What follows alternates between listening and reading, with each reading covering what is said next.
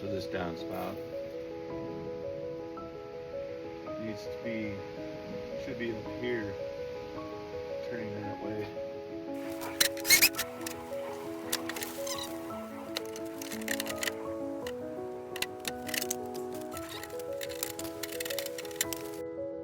Okay, so now I made it slant a little bit, but it's not back draining anymore, so I just had to use elbows I had in my truck. And it comes out all the way over here. And so this all came apart too. So reattach that.